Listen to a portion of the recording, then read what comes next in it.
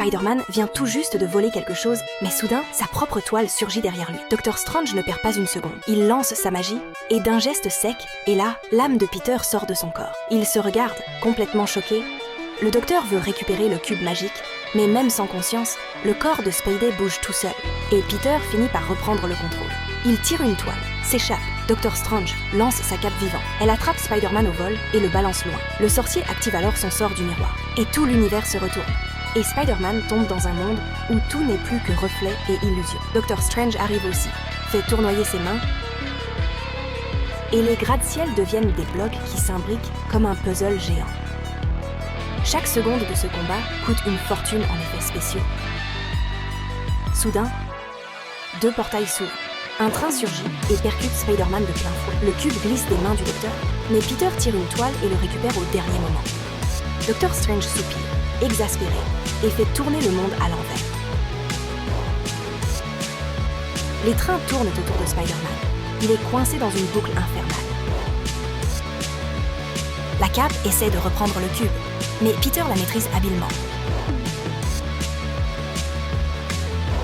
Strange lance un fouet magique pour le récupérer, mais il tire trop fort et les 2 mondes miroirs explosent ensemble. Mais son cerveau de génie s'active. Il comprend enfin. Le monde miroir, c'est juste de la géométrie. En quelques secondes, il calcule tout. Strange, impressionné, lui dit de jouer un peu ici. Mais surprise, les toiles se retournent contre leur créateur et ligotent Dr. Strange. Spider-Man vient de le piéger. Il garde le cube et le pouvoir du sorcier. S'il fait tout ça, c'est pour sauver les méchants de leurs démons intérieurs. D'abord, le Docteur Octopus. Grâce à la technologie de Stark, Peter lui implante une puce qui calme son esprit.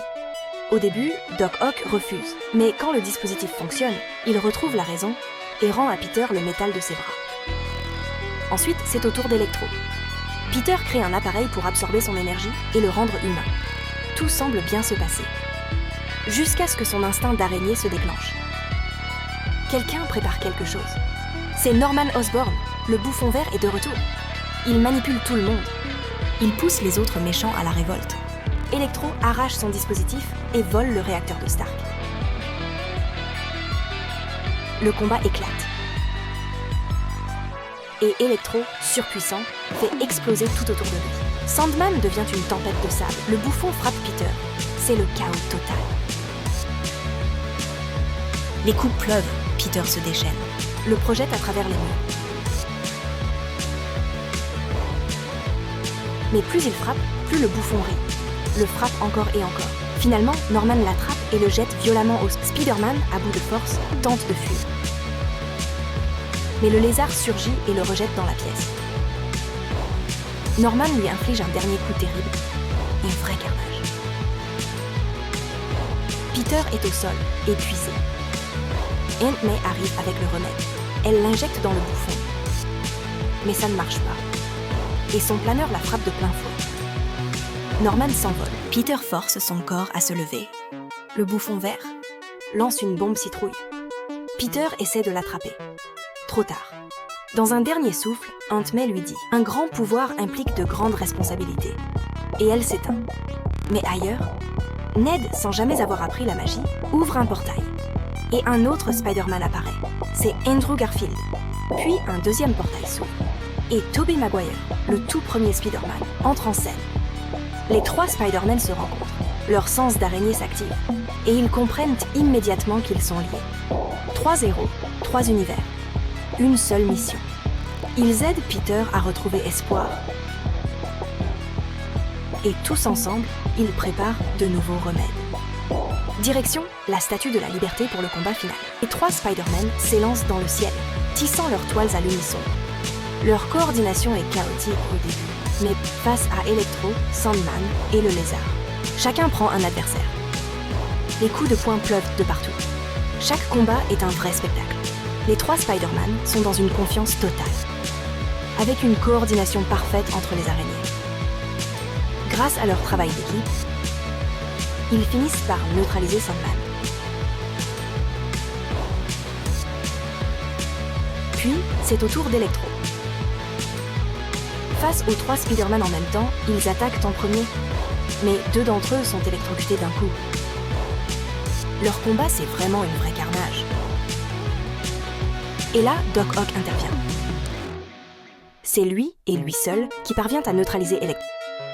Electro perd son énergie grâce à Doc Ock, revenu à la raison. Il ne reste plus que le lézard vert. Le lézard remarque que Ned et MJ n'arrivent plus à refermer le portail. Tout part en vrille. Mais Spider-Man arrive juste à temps pour les sauver. Le combat entre Spider-Man et le lézard éclate. Il le rattrape de plein fouet et le percute violemment. Mais Ned et MJ lui lancent le remède. Et le lézard retrouve enfin la mémoire. Et le lézard redevient humain après un dernier affrontement. Ned ouvre encore une fois un portail. Mais surprise, Doctor Strange en sort d'un coup. Il reprend immédiatement ses pouvoirs.